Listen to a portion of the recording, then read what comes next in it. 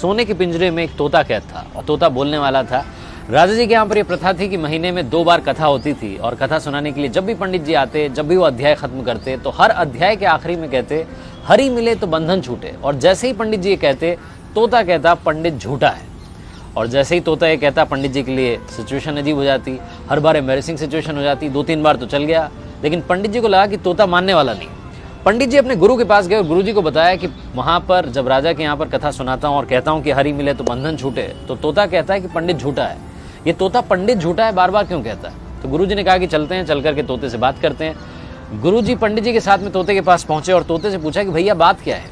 तो तोते ने बताया कि गुरु जी एक बार मैं एक ऋषि के आश्रम में पहुंचा, वहां पर मंत्रोच्चारण हो रहा था, जो उनके शिष्य थे मंत्र बोल रहे थे। मैंने एक मंत्र सुन लिया और मंत्र याद करके मैंने रिपीट कर दिया।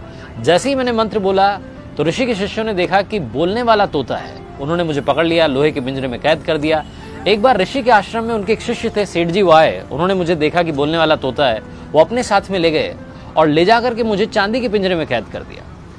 एक बार राजा जी के यहाँ पर दावत थी तो सेठ जी ने सोचा कि क्या गिफ्ट दिया जाए। फिर उन्हें मेरी याद आई, उन्हें लगा कि इससे महंगा कोई गिफ्ट नहीं हो सकता। वो मुझे लेकर के गए और राजा को भेंट कर दिया। रानी को मैं बड़ा पसंद आया और मुझे सोने के पिंजरे में कैद करवा दिया। कुल मिलाकर के रहा मैं पिंजरे में ही, मेरा पिंजरा नहीं छूटा।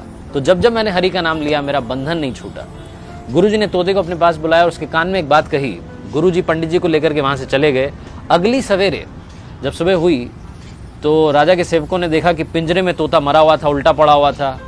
उन्हें बड़ी चिंता हुई और राजा को बुलाने गए। पिंजरे का गेट खोला और जैसे ही गेट खोला तोता उड़ गया और उड़ते उड़ते बोला गुरु मिले तो बंधन छूटे। इस लाइफ में सही गाइडेंस का होना बहुत जरूरी है। आप किससे सलाह ले रहे हैं बहुत जरूरी है। अगर आप गलत आदमी से सलाह लेते रहेंगे तो आप गलत दिशा में बढ़ते जाएंगे और आपका कुछ नहीं हो पाएगा।